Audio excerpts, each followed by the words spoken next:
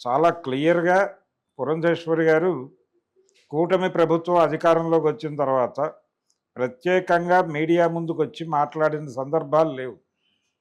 ఏ గందరగోళం జరిగినప్పటికీ ఆవిడ పెద్దగా స్పందించటం లేదు. పాజిటివ్ ఆర్ నెగెటివ్ కనీసం అభినందనలు తెలియజేసే కార్యక్రమాలు కూడా ఏం చేయట్లేదు. ప్రభుత్వం ఈ నిర్ణయం తీసుకుని చాలా అద్భుతంగా ఉందని కూడా ఎక్కడ అంటలేదు. మూగబోయినటువంటి వీణలాగా ఉంది భారతీయ జనతా పార్టీ ఆంధ్రప్రదేశ్ శాఖ. అది ఒక వ్యూహం. ఆ వ్యూహంలో భాగంగా వాళ్ళు అలా వ్యవహరిస్తున్నారు. అడపాదడపా ఎవరైనా బయట మీడియా అడిగిన సందర్భంలో ఏదో మాట్లాడుతున్నారు తప్ప విడిగా వాళ్ళు ప్రభుత్వ కార్యక్రమాల్లో కానీ కార్యకలాపాల్లో కానీ యాక్టివ్ రోల్ తీసుకోవాలి అని అనుకోవడం లేదు. ఒక రకమైన వ్యూహాత్మక మౌనంలో ఉన్నారు వాళ్ళు. కాబట్టి అంబటి రాంబాబు గారు ఏదో చెప్పాడు అంతే, అంతకు మించి అందులో వాస్తవం ఉందని నేను అనుకోవడం లేదు. అయితే ఉప ముఖ్యమంత్రి పదవి లోకేష్కి ఇవ్వాలి అనే దానిలో దీనికంటే కూడా కీలకమైనటువంటి పరిణామం ఏంటంటే పిఠాపురంలో వర్మ గారు మీడియా ముందుకు వచ్చి లోకేష్ని ఉప ముఖ్యమంత్రిని చేస్తే తప్పే ఉంది అని అడిగాడు ఆయన. మరి ఆయన 1 కోటి మంది పైగా సభ్యత్వం చేర్పించాడు లోకేష్ గారు. తర్వాత యువగళం పాదయాత్రలో అంత దూరం నడిచాడు ఆయన. కాబట్టి ఆయన సేవలకి గుర్తింపు ఉండాలి కదా. ఆ గుర్తింపునిస్తూ ఆయనకు పదవిని ఇవ్వటంలో తప్పే ఉంది, పదవి ఇవ్వమని అడగటంలో తప్పే ఉంది అని ఆయన చాలా క్లియర్గా ప్రపంచం ముందుకు వచ్చి మాట్లాడాడు. ఆ మాట్లాడే క్రమంలో దీనికి విపరీతార్థాలు తీయకండి అని కూడా అడిగాడు, రిక్వెస్ట్ చేశాడు. 2-3 సార్లు అన్నాడు ఆ మాట. అంటే అక్కడ ఒక ప్రమాదం ఉంది. ఆయన పిఠాపురంలో కూర్చుని మీడియాతో మాట్లాడుతూ లోకేష్ను ఉప ముఖ్యమంత్రిని చేయమని అంటాం అనేది ఎలా లీడ్ అవుతుంది, ఏ వార్తకు లీడ్ అవుతుంది అనేది తనకు ఒక జ్ఞానం ఉంది.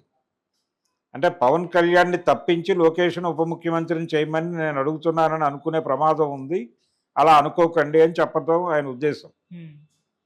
ఒకళ్ళ కాకుండా ఇద్దరిని ఉప ముఖ్యమంత్రులుగా పెట్టడం వలన ప్రమాదం ఏమి ఉండదు. కాబట్టి లోకేష్కి కూడా తగిన ప్రాధాన్యత ఇచ్చినట్టుగా కనిపిస్తే క్యాడర్ సంతృప్తి పడుతుంది అనేది ఆయన ఇంటెన్షన్. ఓకే, పవన్ కళ్యాణ్ని నేను కాదంటలేదు, పవన్ కళ్యాణ్ని తీసేసి అని నా ఉద్దేశం కాదు అనేది అర్థం చేయించడం కోసం వర్మ గారు కొంత తిప్పలు పడ్డాడు. ఇదే అభిప్రాయం చాలామందికి ఉంది.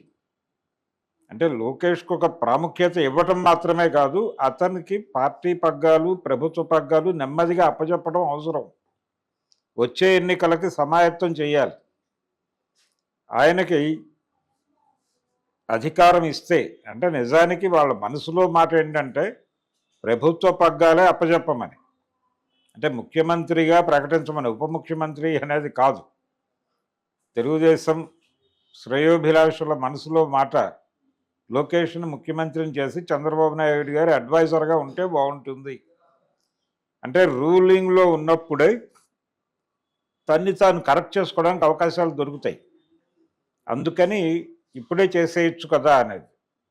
చంద్రబాబు నాయుడు గారు ఇప్పుడే చేస్తే కూటమిలో ఉన్నటువంటి భాగస్వామ్య పక్షాల అభిప్రాయాలు ఎలా ఉన్నాయో తెలియదు. అందుకని వాళ్ళ నుంచి ఒక అవుట్కమ్ కోసం వెయిట్ చేస్తున్నాడు ఆయన కూడా. వస్తే పాజిటివ్గా ఉంటే ఒక అడుగు ముందుకేయడానికి ఆయనకేం పెద్ద ఇబ్బంది లేదు. రెండోది ఆయన ఉద్దేశం ఏంటంటే వచ్చే ఎన్నికల వరకు ఈ గేమ్ని సస్టైన్ చేయగలిగితే మీ అందరి భరోసాతో మీరందరూ చెప్తున్నారు కాబట్టి నేను అతనికి పార్టీ పగ్గాలు ఎన్నికల్లో గెలిస్తే ప్రభుత్వ పగ్గాలు అప్పచెప్పడానికి ఒక బహిరంగ ప్రకటన చేస్తాను, మీరందరూ అండగా నిలబడి మీరు చెప్పిన ప్రకారం గెలిపించుకోండి అని బాధ్యత అందరికీ అప్పచెప్పడం కోసం ఈ నినాదం ఎంతవరకు స్ప్రెడ్ అవుతుందో చూద్దామనే ఉద్దేశంతో ఆయన వెయిట్ చేస్తున్నాడు తప్ప ఆయన మనసులో కూడా ఇదే అభిప్రాయం ఉంది. ఆయన తను సీఎంని చేయాలి అనేదే ఉద్దేశం. అందుకని ఇదేదో చంద్రబాబు నాయుడు గారు మా మాట వింటలేదు అని గగ్గోలు పెడుతున్నారు. వాళ్ళకి తెలుసు చంద్రబాబు నాయుడు గారి వ్యూహాత్మక మౌనం. ఈ వ్యూహంలో మీ వ్యూహాత్మక మౌనం మేము అర్థం చేసుకున్నాం. మేము ఇంకొంచెం అగ్రెసివ్గా ఇదే డిమాండ్ చేస్తూ ఉంటాం. అవసరమైతే మిమ్మల్ని 2-3 మాటలు అంటాను కూడా. దానికి కూడా మీరు మార్జిన్ ఇవ్వాలి మాకు అన్న పద్ధతిలో వీళ్ళ వ్యవహారం నడుస్తోంది. ఎవరెవరైతే ఫోర్ ఫ్రంట్లో ఉండి లోకేష్ని ముందుకు తీసుకురావాలి అని మాట్లాడుతున్నారో వీళ్ళందరికీ అందరి మనసులో మాట అదే. అందుకని లోకేష్ని ముందుకు తీసుకురావటం, కూటమి స్పిరిట్ని దెబ్బతీయకుండా ఉండేలాగా స్మూత్గా జరపటం ఎలా అనే దాని మీద చంద్రబాబు నాయుడు గారు దృష్టి పెట్టున్నారు. అటువైపు నుంచి కూడా కొన్ని దాడులు జరుగుతున్నాయి. అంటే వాళ్ళు లోకేష్ను ఉప ముఖ్యమంత్రిగా చేస్తే మనం ఈ కూటమిలో ఉండాలా, లేదు బయటికి వెళ్ళి తిరుగుబాటు జెండా ఎగరేయాలా అనే విషయంలో జనసేనకి వెన్నెముకగా ఉంటున్నటువంటి కాపు సామాజిక వర్గం, కాపు కమ్యూనిటీ అనే పేరుతో కొంత హడావిడి చేస్తోంది బయట. అందుకని అటువైపు కూడా యుద్ధం, మేము ఖాళీగా లేము, మేము కూడా యుద్ధానికి సిద్ధమే అనే ఇండికేషన్స్ ఇచ్చేశారు. ఓకే, దీన్ని సమన్వయపరిచి ప్రభుత్వం ఇబ్బంది పడకుండా ముందుకు తీసుకెళ్ళాలి ఎలా అనే దాని మీద చంద్రబాబు నాయుడు గారు కసరత్తులు చేస్తున్నాడు. అది ఒక కంక్లూజన్కి వచ్చేస్తే ఇప్పుడు చేస్తాడా, వచ్చే ఎన్నికల్లో చేస్తాడా అనేది ఆయన ఇష్టం. కానీ ఈ నినాదం అలాగే లైవ్లో సస్టైన్ అయి ఉండాలని ఆయన కూడా అనుకుంటున్నాడు. అందుకని కర్ర వెరగకుండా పాము చదవకుండా దీన్ని 3 ఏళ్ల పాటు సస్టైన్ చేస్తారు, చేసి ఎలక్షన్కి వెళ్తారు. ఈ నినాదాలు వర్మ స్థాయిలోనే చేయిస్తున్నారు అంటే వచ్చే ఎన్నికల్లో డెఫినెట్గా లోకేష్కి పార్టీ పగ్గాలు, ప్రభుత్వ పగ్గాలు అప్పచెప్పే ప్రకటన చేస్తాడనేది అర్థం. సార్, ఇప్పుడు జనసేన వాళ్ళు కాస్త అసంతృప్తి వ్యక్తం చేస్తున్నారు కదా, అంటే లోకేష్ గారిని డిప్యూటీ సీఎం చేయాలన్న ఒక నరేషన్ పైన. ఈ టీడీపీ వైపు నుంచి కూడా కాస్త కౌంటర్ అటాక్లు స్టార్ట్ అయ్యాయి సార్. లోకేష్ గారిని డిప్యూటీ సీఎం చేయడం అన్నది అది టీడీపీ వ్యవహారం, జనసేనకి ఏంటి సంబంధం అన్నట్టుగా వీళ్ళు కూడా కౌంటర్ చేస్తున్నారు. అంటే సోషల్ మీడియాలో ఒక వారైతే ఈ రెండింటి మధ్య స్టార్ట్ అయిపోయింది సార్. మరి ఎటువైపు అంటే జనసేన నుంచి రావట్లేదు, వాళ్ళు సోషల్ మీడియాలో. జనసేన నుంచి అధికారికంగా వాళ్ళేమి యుద్ధంలో లేరు.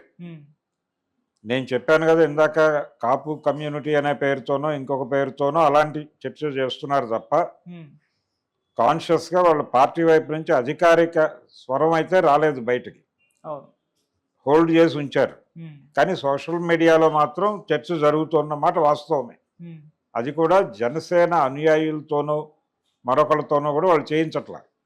టీడీపీ వైపు నుంచి దీనికి రియాక్షన్స్ కొంచెం అధికారికంగానే వస్తున్నాయి. అధికారికంగా వస్తున్న రియాక్షన్స్లో కూడా వాళ్ళు కొంచెం క్లారిటీ ఇచ్చే ప్రయత్నం చేస్తున్నారు.